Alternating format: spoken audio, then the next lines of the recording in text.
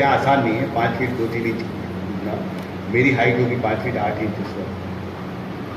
फिर संजीव बोला कि हम लोग देखो कुछ टच भी नहीं हुआ और कुछ गिरा भी नहीं, किसी को पता भी नहीं चलेगा हमने जंप किया है। और फिर संजीव ने भी उसको जंप किया, तो वो मुझसे भी आसानी से जंप कर गए। वहाँ एक टीचर थे जो दूसरे स्कूल से आए थे, वो रीजनल कंपटीशन था। तूने कहा इधर आओ इधर आओ इधर आओ, तुम लोग किस क्लास में पढ़ते हो? 9th में पढ़ते हो। तो तुम्हारा नाम कंपटीशन में है? नहीं है मेरा नाम। बोला 1 मिनट, उन्होंने बार को बढ़ाया 3 इंच और 5 फीट 6 इंच। बेटा एक बार ट्राई करना तो इसको।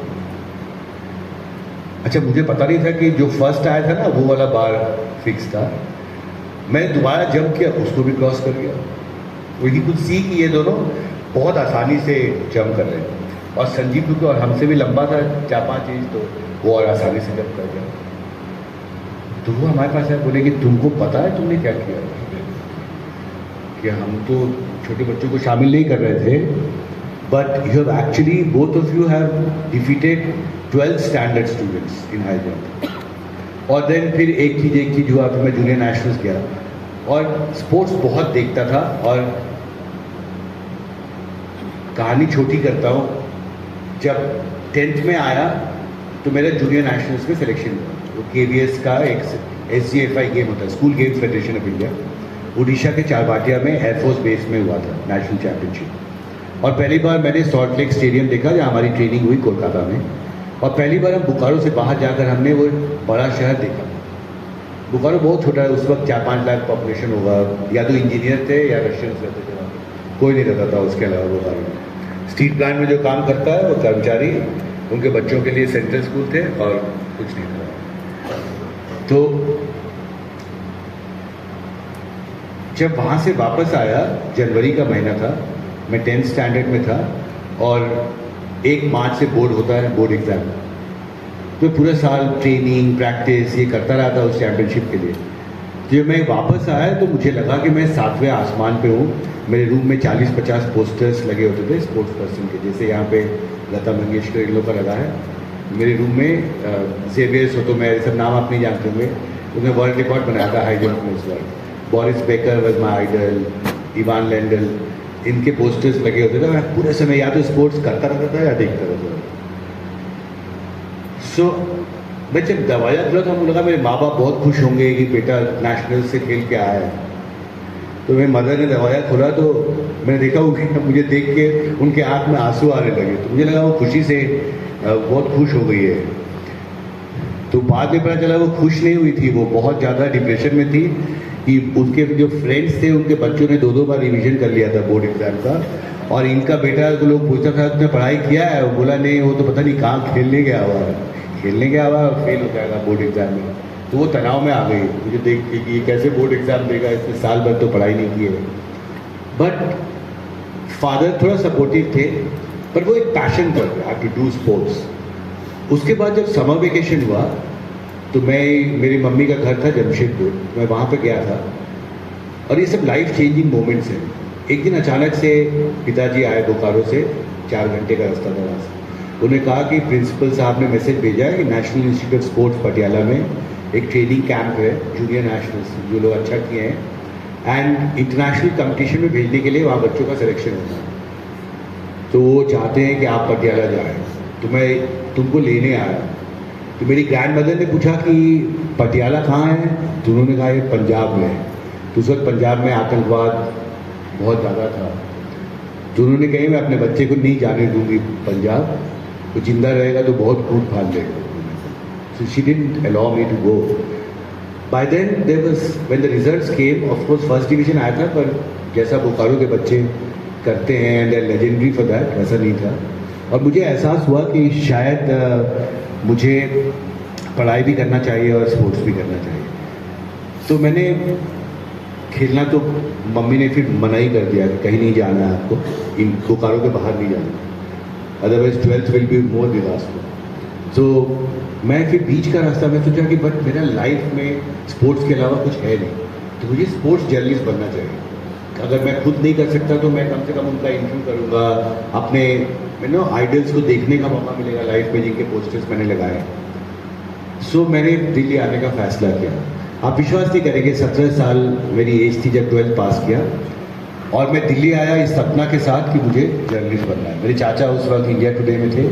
लेकिन अब यहाँ एक सवाल है, उस दौर में जब आप तो टीवी जर्नलिज्म के उस दौर में थे जब वो शुरुआती हो रही थी, और आप स्कूल डेज में ये सोच रहे हैं कि मुझे स्पोर्ट्स का जर्नलिस्ट बनना है, लेकिन उस ज़माने में सारे पेरेंट्स ये सोचते थे कि आप कोई इंजीनियर बन जाएं, डॉक्टर बन जाएं, तो आपकी इस बात को भी स्वीकार किया गया है? नहीं किया गया।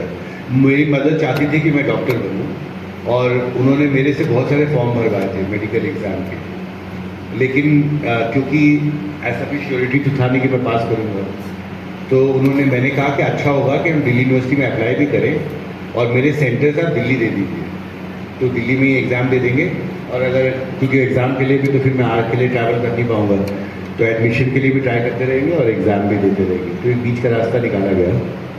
लेकिन जब दिल्ली आया तो मुझे याद है कि मैं शायद एक एग्ज़ाम दिया था बस, बाकी एग्ज़ाम नहीं दिया।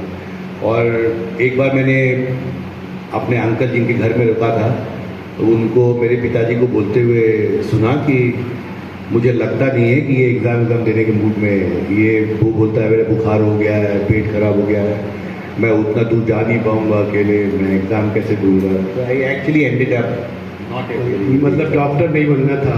बनना तो था ही नहीं, एग्ज़ाम भी नहीं दिया मैंने। और इंग्लिश ऑनर्स इसलिए लिया था क्योंकि मुझे लगता था कि दुनिया में अगर अमेरिका में कहीं जाके काम करना है तो भाषा अच्छी होनी चाहिए।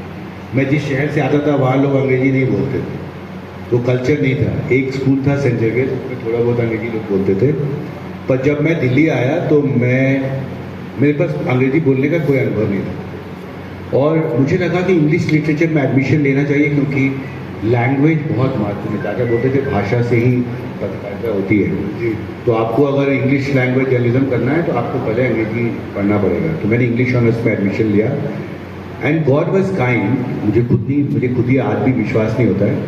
सेकेंड ईयर रामकृष्ण कॉलेज में मेरा फर्स्ट रैंक आया, और यूनिवर्सिटी में भी शायद 7th या 8th रैंक था। और उस दौरान मैंने सुना कि एक अमेरिकन सेंट्रल लाइब्रेरी है जहाँ पे जर्नलिस्ट्स का, स्टूडेंट्स का फ्री में मेंबरशिप मिलता है।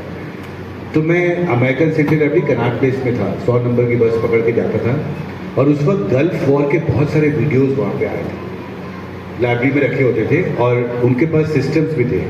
जैसे आप बुक निकाल के लाइब्रेरी में पढ़ते हो, वैसे आप टेप लगा के और हैंडसेट लगा के you can just see the war.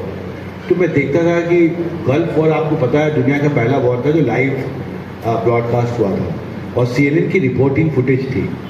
मैं पूरे दिन बैठ के देखता रहता था कि जर्नलिस्ट कैसे वॉर कवर करता है, और उस वक्त ये एहसास नहीं हुआ, वो बाद में धीरे धीरे मन में आने लगा कि इंटरनेशनल पॉलिटिक्स बहुत महत्वपूर्ण चीज़ है। मतलब कैसे गल्फ वॉर हुआ, कैसे डिप्लोमेटिक नॉर्म्स, प्रोटोकॉल को तोड़ा गया, ये सब चीज़ मैं पढ़ता था वहाँ पे। और उसके बाद लेकिन प्रॉब्लम ये हुई कि मैंने BA इंग्लिश ऑनर्स में किया था और एडमिशन पॉलिटिकल साइंस में चाहता था।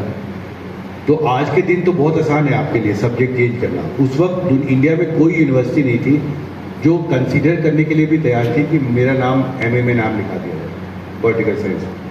तो मुझे फिर एक दोस्त ने बताया कि JNU एकमात्र संस्था है इंडिया में जहाँ एंट्रेंस से एडमिशन होता है। आप JNU में एंट्रेंस एग्ज़ाम दो, MA पॉलिटिकल साइंस और MA इंटरनेशनल पॉलिटिक्स, ये 2 एग्ज़ाम होते थे। मैंने दोनों एग्ज़ाम दिया, मेरा MA पॉलिटिकल साइंस में सिलेक्शन हो गया, मैं बहुत खुश था। JNU गया तो पूरे लाइफ की दशा बदल गई, क्योंकि दिल्ली यूनिवर्सिटी में बहुत सारे रॉक शोज़ करता था। कल्चरली दोनों यूनिवर्सिटीज़ भारत पाकिस्तान की बहुत अलग है। और जब JNU गया तो देखा कि जो लेजेंडरी प्रोफेसर्स थे, वहाँ एक तरह का सोशलिज्म दिखता था। और मैंने जो बाटा की जूते खरीदे थे, मैंने देखा कि जो कैंटीन में जो व्यक्ति चाय देता है वो भी वही जूता पहना हुआ था, ग्रे कलर का। बाटा ने नया जूता लॉन्च किया था, मैंने भी वही पहना था, और मेरे जो प्रोफेसर थे वो भी वही जूता पहने हुए थे। तब मुझे लगा कि यहाँ पे दिल्ली यूनिवर्सिटी बहुत कमर्शलाइज थी। बच्चे अपना अपना कार ओपन जिप्सी में आते थे, वो सब उनके पिताजी बिलियनियर होते थे, उनको लाइफ में उनको सिर्फ एक डिग्री चाहिए होती थी। JNU आया तो वहाँ लगा कि एकदम जैसे थोड़ा सा सेमी रूरल जैसा बैकग्राउंड था, और अधिकतर बच्चे बच्चियाँ जो थे वो इंडिया के बहुत बैकवर्ड रीजन से आए थे।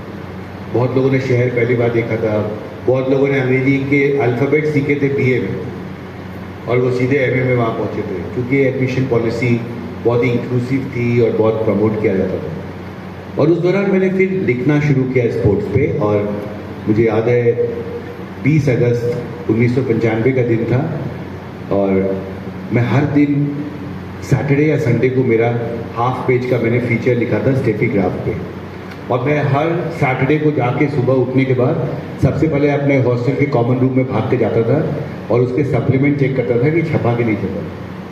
एक दिन जब मैंने जैसे ही स्टेफी ग्राफ की फोटो देखी, मुझे लगा कि मेरा पब्लिश हो गया। It's a big moment in my life. पूरा हाफ पेज में हिंदुस्तान टाइम्स में छपा था। अगले 3-4 महीने में 4 ऐसे फीचर्स छपे, और मैं उसने मुझे कॉन्फिडेंस दिया कि मैं जर्नलिज्म कर सकता हूँ। मतलब यहाँ से स्पोर्ट्स जर्नलिज्म की शुरुआत हुई। स्पोर्ट्स जर्नलिज्म की शुरुआत हुई, पर तब तक मैं पॉलिटिकल साइंस में पढ़ाई भी कर रहा था। धीरे धीरे जब मैं पॉलिटिक्स और इंटरनेशनल पॉलिटिक्स पढ़ने लगा तो मैं डाइग्रेस करने लगा। बहुत ही नेचुरल प्रोसेस था वो, सोच के नहीं किया था मैंने। मुझे लगा कि नहीं, I have to sports journalism तो मैं इंटरनेशनल पॉलिटिक्स पे रिसर्च करके भी लिख सकता हूँ, उसके लिए स्पोर्ट्स जर्नलिस्ट बनने की ज़रूरत नहीं। तो मैं फिर एमफिल में एडमिशन लिया मैंने इंटरनेशनल पॉलिटिक्स, और टर्की और अल्जीरिया, उसका मैंने कंपैरेटिव स्टडी किया था कि मिलिट्री कू क्यों होता है, जो तख्ता पलट सेना करती है वो टर्की और अल्जीरिया में क्यों होता है और इंडिया में क्यों नहीं होता। मेरे ख्याल है ये भी बहुत ही अलग किस्म की स्टडी रही होगी, बहुत ही अलग। और उस तरह की स्टडी हुई नहीं थी कि तख्ता पलट, ऐसे हम लोग खबर सुनते हैं मुशर्रफ आया उन्होंने कब्जा कर लिया, पर ये नहीं सोचते कैसे संभव होता है और या क्यों संभव नहीं है। इसके बारे में तो किसी ने सोचा ही नहीं था। तो मेरी रिसर्च गाइड ने कहा तुम टर्की और अल्जीरिया पे करो। उसके बाद जब मैं पीएचडी में एडमिशन लिया और ईटीवी ज्वाइन किया था, कश्मीर चुनाव के लिए मेरा नहीं, उससे पहले यूपी चुनाव के लिए मेरा सिलेक्शन हुआ 2001 दिसंबर में, पहले ही साल में। तब उन्होंने कहा कि तब उस वक्त आपका जूनियर रिपोर्टर रहे होंगे। हाँ, ईटीवी न्यूज। मैंने और ये 2000 की बात, 2000 की बात। और 1997 से 99 तक मैंने 2 घंटे एक जापानीज न्यूज एजेंसी में काम किया, जीजी प्रेस में, पर मैं सिर्फ 2 घंटे के लिए जाता था।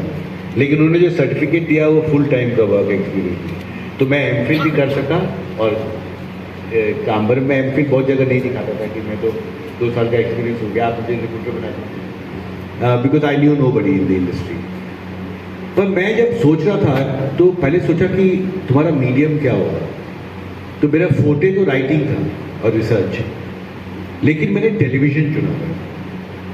उसका मैं आपको कारण बताता हूँ।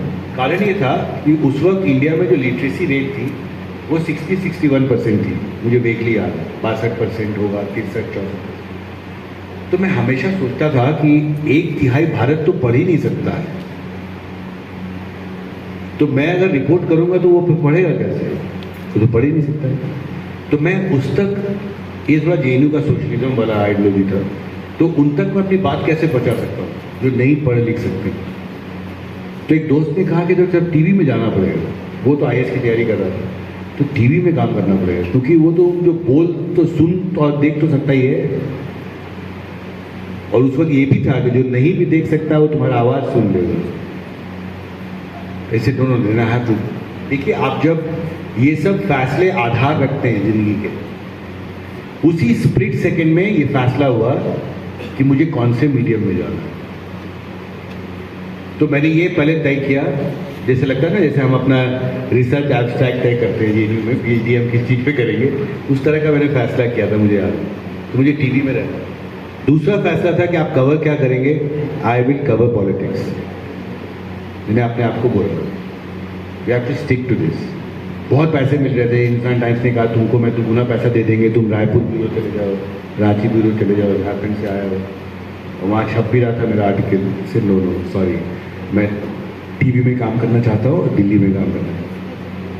और बहुत यंग एज में पार्लियामेंट जाने का पहले ही साल में मौका मिला, और पहला चुनाव यूपी का था मुझे याद है। और मैंने जो मुलायम सिंह का इंटरव्यू किया वो भी अप्रत्याशित था। मुलायम सिंह इंटरव्यू नहीं देते थे, लगभग नहीं देते थे। मैं यंगेस्ट रिपोर्टर था सर, और उन्होंने तय किया कि ETV Uttar Pradesh channel launch होगा, तो उन्होंने 3 रिपोर्टर को चुना, उसमें मुझे भी नाम था, और उन्होंने कहा कि आप लोग तीनों यूपी के 3 हिस्से में जाएंगे और डॉक्यूमेंट्री करनी है, जिस देश में गंगा बहती है उसका नाम था। ऑल 3 रिपोर्टर्स, और आप मुझे बताओ कौन सा रीजन कवर करोगे, और एक लीडर का इंटरव्यू करना होगा, बड़े लीडर। तो मैं जूनियर मोस्ट था, मैं तो मीटिंग में छुप ही रहता था। तो जब सारा रीजन चुना गया तो बॉस ने बोला, यार हिमांशु ऐसा करो, बुंदेलखंड कोई जाना नहीं चाहता, आप चले जाओ। अब आप विश्वास नहीं करोगे, 24 साल में मेरी जितनी डेवलपमेंट जर्नलिज्म का काम है, जो हम स्टोरीज भी आपके साथ शेयर करेंगे, उसमें अधिकतर बुंदेलखंड। इस बार भी मेरे नए बॉस आए थे जब ट्रांजिशन हुआ एनडीटीवी में, where do you want to go? Sir Bundelkhand. Why? It is India's heart of darkness. वहां के लोगों की कहानी देश को बताते रहना बहुत जरूरी है सर। मेरे हिमांशु जी को हम यहाँ पर उनकी इस सोच के लिए और चुनाव के लिए ताली बजाकर स्वागत कर सकते हैं। इसके लिए बता रहा हूँ कि जो अर्थपूर्ण पत्रकारिता है उसका चयन हम खुद अपने तरीके से कर सकते हैं। आपने कहा बुंदेलखंड, इसके अलावा एक बहुत महत्वपूर्ण बात है कि एनडीटीवी के माध्यम से और वैसे भी ये एकमात्र ऐसे पत्रकार हैं देश के जिन्होंने आंचलिक खबरें और आपदाओं से संबंधित खबरें जो जनहित की हैं, जो कहीं दिखाई नहीं देती, वो सब की है। क्या हुआ, मैंने मेन स्ट्रीम करने की कोशिश की, तो मेन स्ट्रीम उसमें लाने की। और लेकिन मैं आपको ये इंटरेस्टिंग चीज़ बताना चाहता हूँ जो पत्रकारिता के स्टूडेंट्स के लिए और पत्रकारों के लिए भी, आप सब तो में तो बहुत अनुभवी लोग भी हैं, उनके लिए बहुत महत्वपूर्ण है कि journalism is an art of persuasion. मुझे खबर लेना है किसी से, और वो खबर तो बहुत सेल्फलेसली लेना होता है। अब मुझे प्रवीण सर का इंटरव्यू करना है अगर, तो मैं उनके ऊपर ही तो आश्रित रहूँगा ना कि वो बोलेंगे नहीं यार मेरा ज़्यादा बोलना होना ठीक नहीं सर, प्लीज़ एक बार कंसिडर कीजिए, आपका बोलना बहुत ज़रूरी है। तो मैंने जब मीटिंग हो रही थी उन्होंने कहा तुम एक बड़ा लीडर किसका इंटरव्यू करोगे, तो मैंने बोल दिया मुलायम सिंह यादव। तो मेरे बॉस ने मुझे नीचे से ऊपर तक देखा, बोला ये पहला साल जर्नलिज्म में आया है, बोल रहा है मुलायम सिंह का इंटरव्यू करेगा। शायद ये पता नहीं समझता नहीं समझता, 6 साल तो मैंने पॉलिटिक्स पढ़ाई था। तो मैंने उनको बोला कि सर मैंने मुलायम सर से मैं पार्लियामेंट में मिला हूँ, और जब उनको देखता हूँ तो मैं उनके पास हमेशा दौड़ के गया और उनको बोलता था कि सर आप मेरे लिए लीडर नहीं हैं, आप मेरे लिए एक सब्जेक्ट ऑफ स्टडी है। मुलायम पता नहीं कितना समझते थे मैं जो बोलता था, क्योंकि उस वक्त मैं अंग्रेजी ज़्यादा बोलता था। तो मैं एक बार उनको बोला था कि sir you are Indian politics, आप ही भारतीय राजनीति है। कोई भी राजनीति समझना चाहता है हिंदुस्तान में, अगर मुलायम सिंह को नहीं समझता है तो राजनीति नहीं समझता। तो ना वो समझ गए थे, बाद में बहुत हंसते थे, कभी सर पे हाथ रखते थे, कभी हाथ पकड़ लेते थे। मैंने उनसे कुछ मांगा नहीं था। तो जब पहला कैंपेन ट्रेल किया एक छोटे से हेलीकॉप्टर में 2001 दिसंबर में, वो अमर सिंह के साथ था। 2 दिन रहा। अमर सिंह तो बहुत फ्लैम्बॉयंट थे और एनीवे उनकी दुनिया बहुत अलग था। तो लेकिन उनके जो पीएस थे प्रदीप कपूर, उनको मैंने बोला कि सर एक तो काम हो गया है, लेकिन मुझे मुलायम नेताजी का इंटरव्यू करना। उन्होंने कहा कि ऐसा है हिमांशु शेखर जी कि भगवान भी आपकी मदद नहीं कर सकता है, कि नेताजी का जो प्रोग्राम है वो खुद तय करते हैं, उनका कोई प्राइवेट सेक्रेटरी नहीं है। तो तुम मिलोगे कैसे नेताजी से? तुम समझ रहे हो क्या बोल रहे हो? मिलते ही नहीं हो ऐसे। सार्वजनिक कार्यक्रम में आ गए प्रणाम कर लो अलग बात, तो बस समय कहाँ है कि आपसे 1 to 1 मिलेंगे। और इंटरव्यू तो पता नहीं उन्हें देते हुए तो देखा नहीं मैंने कभी, देख लो। तो उन्होंने कहा कि इटावा में उनका घर है ना सैफई, नेताजी 12 घंटे के लिए सैफई आ रहे हैं, शायद 26-27 दिसंबर होगा 2001 का। एक ही तरीका है हिमांशु कि आप सैफई चले जाओ, जब नेताजी आए उनसे मिल लो, इंटरव्यू भी कर लेना, और कैंपेन ट्रेल करना चाहते हो वो भी बात कर लेना। You have to talk to him, नहीं तो नहीं हो सकता। ये तो बहुत डिफिकल्ट है, और ईटीवी इतना स्पेंड नहीं करता था कि आपको टैक्सी दे दे, कि आप दिल्ली से इटावा चले जाएं और होटल का बिल दे दे चाय करने के लिए। ऐसे होता नहीं था काम। मेरे बॉस को बोला आके कि सर मुलायम का एक ही तरीके से हो सकता है कि आप मुझे वहाँ भेज दें। और बात हो गई है उनके साथ। बात क्या होगी, वो तो बात तो करते ही नहीं किसी से, फ़ोन वोन पे वो बात नहीं करते, मिलना पड़ेगा। सो उन्होंने कहा ठीक है चले जाओ। मैं गया तो मुझे याद है कि मुलायम सिंह जैसे आप लोग बैठे हो उसी कुर्सी पे बैठे थे और 300-400 लोग नीचे बैठे थे और 3-4 जो थे वो अल्लाह रुदल गा रहे थे कि वो घोड़ा पर चढ़ गया, पहाड़ कूद गया ऐसे, और मुलायम खड़े थे, 2 ब्लैक कैट कमांडो पीछे खड़े थे। दिस इंटरव्यू, ये इंटरव्यू के बारे में आपको इसलिए बता रहा हूँ, इसने मेरी ज़िंदगी की दिशा बदली फॉर एवर। अब मुझे उस वक्त पता भी नहीं था कि शायद ये इतना महत्वपूर्ण इंटरव्यू होने वाला है। 10 मिनट तक मेरा आदत नहीं है ना कि मैं किसी लीडर से मिलने जाऊँ तो जाके जंप कर जाऊँ या बहुत करीब जाने की कोशिश करूँ, वैसा नहीं करता। तो मैं भी भीड़ में खड़ा हो गया, अल्लाह रुदल चल रहा है, वो सुन रहे थे और मुझे पता था कि अब मैं यहाँ तक आ गया हूँ तो सबको रिक्वेस्ट तो कर ही लूँगा, देना होगा तो देंगे, तो मना कर देंगे और क्या होगा, कम से कम मिल तो लिया। कैमरामैन को बोला तुम तस्वीरें बना लो इसकी, मुलायम सिंह बहुत अच्छी वीडियो। 10 मिनट के बाद मुलायम सिंह की नज़र मेरे ऊपर पड़ी और वो मुझे तब तक थोड़ा बड़ा फीलिंग हुआ था कि मुलायम सिंह लोगों को नाम से नहीं जानता है, चेहरा से जानता है। वो चेहरे से तय करते थे कि कौन मेरा हितैषी है कौन नहीं है, उसके हिसाब से दृष्टि। क्योंकि आप देखिए अगर आप मुलायम सिंह हैं, 1 लाख 2 लाख लोगों के साथ आपको काम करना है तो आप नाम तो याद रख ही नहीं सकते हो, असंभव है। बॉडी लैंग्वेज और चेहरा, तो मैं बच्चा जैसा था ना उनके सामने। मैं जाके बोलता था आपसे मिल के मुझे ताकत मिलती है कि मैं राजनीति के बहुत करीब आ गया हूँ, भारतीय राजनीति के, ये सब चीज़ बोलता था। तो उनको भी अनयूजुअल लगता होगा, ऐसे कोई पत्रकार तो मुलायम सिंह को बोलता नहीं होगा। पर मैं जेएनयू में पीएचडी कर ही रहा था तो बोला आपसे मिलना है, मुझे समझाइए भारतीय राजनीति, ऐसे बोलता था।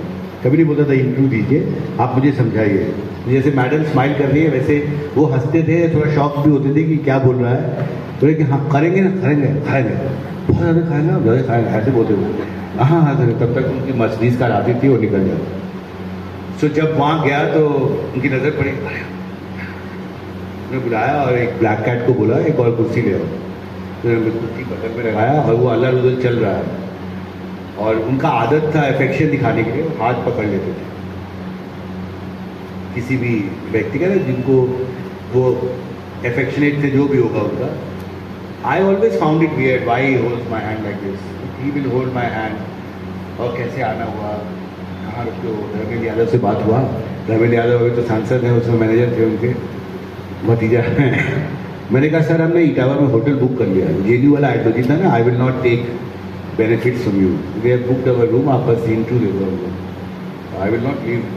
आप मुझे कैसे, मेरा स्टे आप कैसे कह सकते हो, हमने बुक कर लिया ना सर, आप चिंता मत करो, 2 दिन का पैसा भी दे दिया उसे, वेस्ट हो जाएगा पैसा, छोड़ दो आप। He wanted me to stay in his home, I said no I will not stay.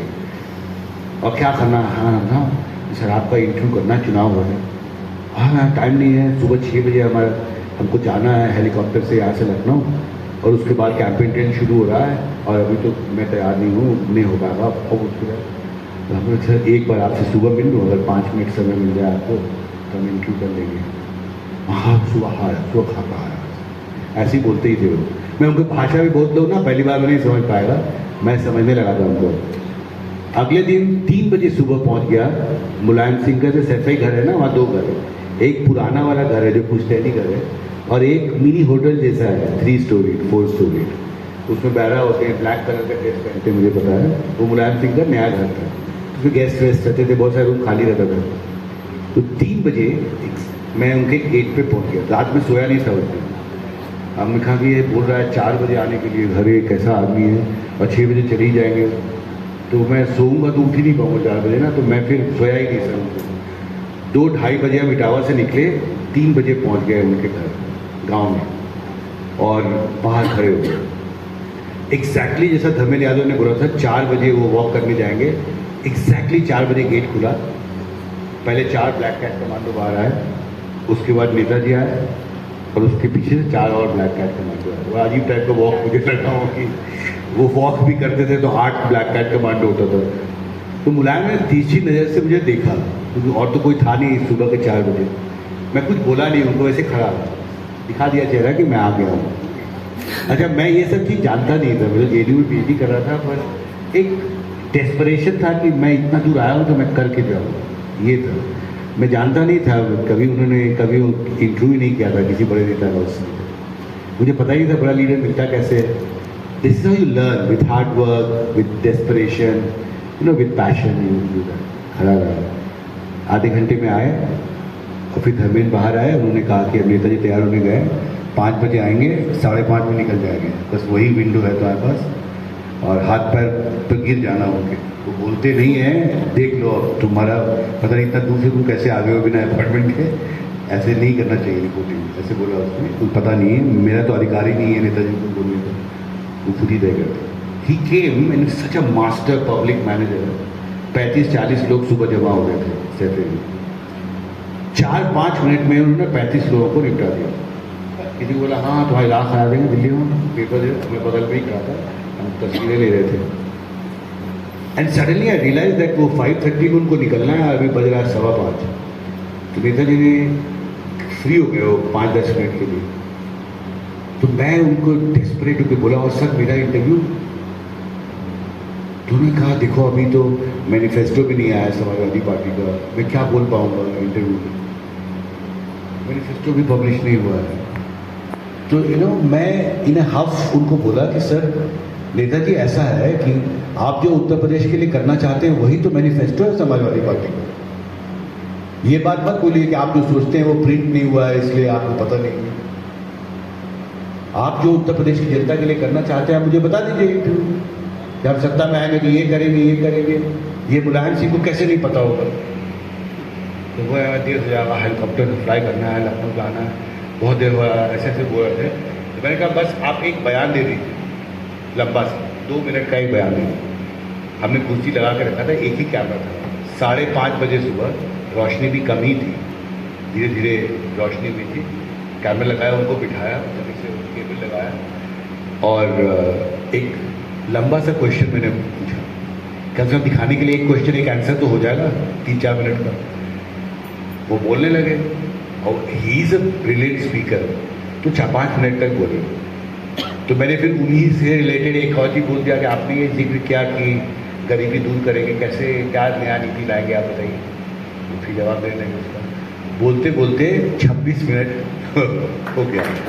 And Mulayam suddenly realises the watch, इसे रुके केबल निकालने से इंटरव्यू एंड नहीं हुआ, वो खड़े हो गए, माइक निकाला, सर बहुत शुक्रिया प्रणाम, मैं आपको सीधी भेजूंगा। हाँ मुझे लखनऊ जाना तो देर हो गया हेलीकॉप्टर से जाना है। बहुत सिंपल आदमी था। मैं आया and it was like a job done.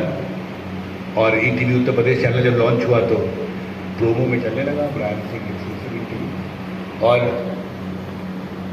उसके बाद चुनाव खत्म होने के बाद जो मेरे बॉस थे ETV में, BUP शर्मा सर, वो आज तक चले गए, और NK सिंह सर नया बॉस बन गया है। तो मैंने सुना था बहुत स्ट्रिक्ट हैं, बहुत डांटते हैं, इज हैंड्स ऑन मैन। तो मैंने अपने यूनिवर्सिटी के नोट्स निकाले, इंडिया टर्किश रिलेशन पर जो सेमिनार पेपर्स मैंने किए थे, टर्की का पाकिस्तान को लेके बहुत सारा कंट्रडिक्शंस था, पाकिस्तान स्टैंड को लेके। और एर्दोगान उस वक्त नए प्रधानमंत्री बने थे, अभी भी प्रधानमंत्री ही हैं 20 साल से, उस वक्त पहले नए बने थे। तो मुझे याद है कि मैं जब टर्किश प्राइम मिनिस्टर के ऑफिस में जब टर्की पहुंचा तो मेरे पास एक फाइल थी, और प्रवीण सर आप विश्वास नहीं करेंगे कि मेरे कम से कम 10-15 एनालिटिकल स्टोरीज तो मैंने यही लिख लिया। वहाँ जाके आपको क्या रिसर्च करने का समय मिलेगा कि पाकिस्तान पर टर्की का क्या स्टैंड है। तो दिमाग लगा के मैंने अपने आप को मेल कर लिया था। सो एक ट्रिप 2 ट्रिप, पहले हम अंकारा गए, फिर इस्तांबुल गए, और बहुत जल्दी काम करना होता था। मुझे याद है मुझे 2 ट्रांसलेटर दिए गए थे, वो दोनों स्टूडेंट्स थे। तो उनसे जब मैं सवाल पूछने लगा तो उस लड़के ने बोला कि sir how come you know so much about Turkey, have you lived in Turkey for a very long time. तो I said no, I have only studied in JNU। तो you know about Turkey more than many people who live in Turkey, ऐसे हंस के बोला उसने। Student था young, तो वो लोग ट्रांसलेटर थे, मेरी मदद करते थे लोगों से बात करने में। उसके बाद हम वहाँ से US गए। यूएस में 4-5 दिन थे, फिर लौट के आए थे, स्विट्ज़रलैंड में 1 दिन रुके थे ज्यूरिच में और वापस आए। आपने जो सवाल पूछा वो बहुत महत्वपूर्ण है, क्योंकि मैंने जो 9 घंटे की फ़्लाइट थी सर, 9.5 घंटे की, इस्तांबुल से न्यूयॉर्क की, उसमें जहाज़ तो खाली रहता है, इतना बड़ा जहाज़ है, पीछे बैठ के और मैं 9.5 घंटे नोट्स बनाता रहा कि यूएन में यूएन जनरल असेंबली का क्या एजेंडा आइटम है, वो सब प्रिंट आउट्स मैंने लिया हुआ था। और एक फ़ायदा ये होता है ना, प्रधानमंत्री का जहाज है, वेट कितना है कोई पूछता ही नहीं है, तो मैंने इतना डॉक्यूमेंट मेरे पास था और मैं निकाल के पढ़ता गया उनको। मुझे याद है स्केच पेन से हाईलाइट करता गया कि इनको हमको रिपोर्ट करना है और जाते ही काम करना है। तो 9.5 घंटे में मैंने 8-10 जो मेन स्टोरीज मैं करूँगा, मुझे सिर्फ ये नहीं पता था कि वाजपेयी स्पीच में क्या बोलेंगे। उसके अलावा यूएन का एजेंडा जो वेबसाइट पे ही था वो सब मैंने डाउनलोड कर लिया था, इंडिया का क्या स्टैंड है वो सब डाउनलोड किया था। उसके बाद हम जब वापस आए तो एक बार हैदराबाद से प्रवीण सर कॉल आया कि रामोजी राव आपसे मिलना चाहते हैं। अच्छा, Ramoji Rao was a billionaire even at that time, और मुझे लगा कि रिपोर्टर से चेयरमैन क्यों मिलना चाहता है, और उसको भी बोल रहे हैं आप हैदराबाद आ जाइए। मुझे लगा कि हमको लगता है सर कुछ गलती हो गई बड़ी, क्योंकि प्रधानमंत्री के साथ गया था और उनके नेटवर्क बहुत ऊपर तक थे, तो मुझसे कोई गलती हो गई या मैंने किसी को डिसरेस्पेक्ट किया, या मुझे सर पता नहीं क्यों बुला रहे हैं। हाँ, बहुत सारे बुरे ही ख्याल आए, क्योंकि फ़ायदा क्या होगा, जो हो रहा था वो ट्रिप तो हो ही चुका था, कुछ हो नहीं सकता। तो मैं गया और मुझे कहा गया अच्छा आप रामोजी फिल्म सिटी घूमिए, कल आपसे चेयरमैन मिलेंगे। अभी तो उनका डेथ हुआ है अनफॉर्चुनेटली। अब डॉयन of journalism in India. White dress पहनते थे वो, और उनका टेबल मुझे याद है कि उस पर एक भी फाइल पेपर्स नहीं थे, क्लीन टेबल। मैं ले बैठाया गया और एक व्यक्ति ने उनको एक फाइल दिया, और वो ही कुड मेक आउट कि ये लड़का बहुत नर्वस हो चुका है, यू नो, इट्स लाइक एक सेक्शन ऑफिसर को प्रधानमंत्री के सामने बैठा दिया जाए तो क्या हालत होगी, वैसे ही हालत था मेरा। मैं कुछ बोल ही नहीं पा रहा था, सर प्रणाम, it's honour to see you, इसे बोला। तो वो अपने ही बोलते हैं हमको कि तुम 4-5 दिन से सोच रहे होगे ना कि रामोजी राव सर ने क्यों बुलाया है। हम बोले यस सर। ही बस हमको वो ईजी कर रहे थे कि नहीं मेरे मन में एक सवाल था और मैंने सोचा कि तुमसे बात करना चाहिए, महत्वपूर्ण है। मैं फ़ोन पर भी आपसे बात कर सकता था, लेकिन मुझे लगा आपसे मिलना चाहिए। अभी yes sir, what is that. तो एक व्यक्ति फाइल लेके आया, तो उन्होंने कहा कि Himanshu, I have been told that in the 14-day trip, 14 day नहीं, 11-day trip, you have filed 66 stories. So and अच्छा, मैं तो सारी सुविधाएं होती है ना, पीएम के साथ जा रहे हैं, मीडिया रूम वर्ल्ड का most state of the art media room है, धड़ फैक्स हो रहा है, फोटो कॉपी कर लो, खाते रहो दिन भर, सब कुछ होता है। और मेरे यूएस में तो ऑफकोर्स उसी वक्त ऑप्टिकल फाइबर था 20 साल पहले, तो मैं याद है मैं मेल करता था और 0.1 सेकेंड में मेल पहुंच जाता था जहाँ भी भेजता था। इंडिया में होता था कि अब आ रहा है, अब आ रहा है, इंटरनेट स्लो था। US was very advanced, so I could also file more stories. तो मैंने काउंट नहीं किया था, मैं तो अपना जुनून के साथ काम करते गया। तो कहा कि मैं समझना चाहता हूँ हिमांशु कि आपने 66 स्टोरीज कैसे फाइल कर, क्या ये कैसे हुआ। तो मैंने कहा sir honestly out of 66 35-40 stories तो मैंने इंडिया में ही प्लान कर ली। बोले कैसे। मैंने कहा कि सर मैंने इंटरनेशनल पॉलिटिक्स का स्टूडेंट हूँ ना, तो मुझे पता था कि एक इंडिया टर्किश रिलेशंस पे आपको एनालिसिस चाहिए, तो वो मैंने सेमिनार वेबर्स किए, उसको थोड़ा अपडेट करना पड़ा, लेटेस्ट डाटा वाटा लेके। और अच्छा, तुमने यूनाइटेड नेशंस की भी पढ़ाई की है? जी जी। तो तुम्हारे पास बैकग्राउंड सब था और तुमने जल्दी जल्दी लिख दिया। ऐसे डीएस सर लिखा, लेकिन 2-3 घंटे एवरेज सोया पूरे ट्रिप में, और कभी घूमने नहीं गया। इवन ब्लैक सी पे जब वाजपेयी जा रहे थे सनसेट देखने तो मैं नहीं गया था। That is how it is possible. We all have been wondering that how come this reporter has filed 65 stories. उसके बाद नेक्स्ट ट्रिप था पाकिस्तान। बहुत डिफिकल्ट होता है भारतीय पत्रकार के लिए पाकिस्तान जाना, और उस वक्त और ज़्यादा मुश्किल था शायद। तो वाजपेयी आखिरी प्रधानमंत्री हैं जो पाकिस्तान गए ऑफिशियल ट्रिप। साख सम्मेलन, उसके बाद से पता नहीं साख सम्मेलन हुआ है कि नहीं, 2004। हम इस्लामाबाद गए तो हमें 4 से 8 5 दिन का वीज़ा दिया गया था। और मुझे याद है कि हमारा जो जहाज़ था वो पहला जहाज़ था जो कारगिल वॉर के बाद पाकिस्तान के एयर स्पेस में इंटर किया था, क्योंकि फ्लाइट्स बैन थी।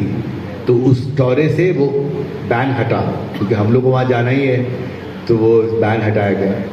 तो मुझे याद है जब मैं इस्लामाबाद एयरपोर्ट पर हम लोग उतरे सर, तो इंफॉर्मेशन ब्रॉडकास्टिंग सेक्रेटरी पाकिस्तान सरकार और सीनियर ऑफिशियल वहाँ पे माला लेके खड़े थे कि भारतीय आए तो कम से कम तुमने माला वाला मुझे पहनाया। मुझे याद है मैंने सेक्रेटरी सर को कहा कि सर मुझे आदत नहीं है कि मुझे कोई माला वाला पहनाए, हम लोग रिपोर्टर है, आप, मैं बड़ा आदमी, बहुत छोटा आदमी है, आप इतना वो नहीं you have come with PM, it is very important for us. वो 3-4 days were very very crucial, very very difficult, क्योंकि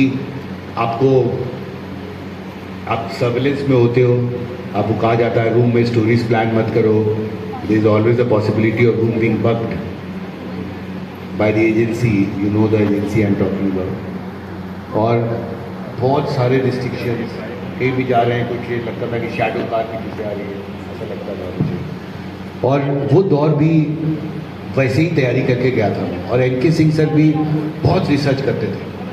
तूने कहा हिमांशु हमारे पास वहाँ जाके लाइनअप करने का टाइम नहीं, तुम यहाँ से लाइनअप शुरू करो।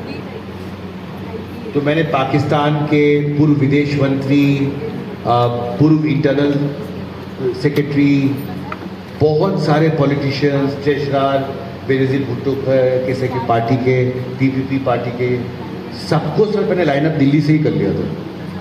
क्योंकि वहाँ पहुँच के तो पाकिस्तान गए हुआ, तो आपको हैरानी होगी कि मैं जब पहुँचा तो एनके सिंह सर भी साथ में गए थे, इट इज़ वेरी डिफिकल्ट। और वहाँ भी वो 4 बजे उठ के वॉक करते थे, तो हमको पता था। और 5 बजे नहा धो के जैसे हम बैठे हैं ना मंच पे, वैसे वो रेडी हो जाते थे। और 5 बजे उन्होंने मेरे होटल में कॉल किया कि बेटा तैयार हो गए? हाँ सर आ जाओ, बात करना है, क्या काम करना है। पहली बार हम लोग पाकिस्तान आए, मेरे ऊपर फ्लोर से नीचे आया तो उन्होंने कहा तुम्हारे पास तो सब लाइनअप हो गया? हाँ सर, फर्स्ट हाफ का लाइनअप नहीं है। और हमने $200 पीटीवी को देना था, हमने 10 मिनट के स्लॉट्स बुक किए थे। तो 10 मिनट का वीडियो आप भेज सकते हैं एक दिन में, $200 पीटीवी को देना होगा, तब इंडिया में फीड आएगा। तो उसके लिए अचानक से पीटीवी ने बोला कि आपको 2 बजे तक आपका टाइम 2 से 2:10 फीड देना है। हाँ, 2 बजे से 2 बजे 2 मिनट 2 बज के 10 मिनट वही आपका स्लॉट है। 2 बज के 11 मिनट आइएगा तो आपका टाइम गया। Satellite is book only for 10 minutes. तो फिर पैनिक कि हम 10 मिनट का कंटेंट कहाँ से लाएंगे। तो मैं फ़ोन करना शुरू कर दिया 5 बजे से, कोई फ़ोन ही नहीं उठाया। 8 बजे मैंने बॉस को बोले सही नंबर लगा रहे हो ना? हम बोले सर सही नंबर लगा रहे हैं, कोई फ़ोन ही नहीं उठाता यार। तो जो फर्स्ट आदमी हमारे रूम में आया ना चाय लेके, तुमको हमने बोला कि पाकिस्तान में क्या लोग फ़ोन वोन नहीं उठाते हैं क्या? मैं फ़ोन कर करके थक गया। तो उन्होंने कहा कि किसको फ़ोन लगा रहे हैं आप? तो इसको लगा रहे हैं। बोले 11 बजे से पहले तो पाकिस्तान में कोई काम ही नहीं होता, आप कहाँ ये 7 बजे 8 बजे फ़ोन कर रहे हो? कोई नहीं मिलेगा।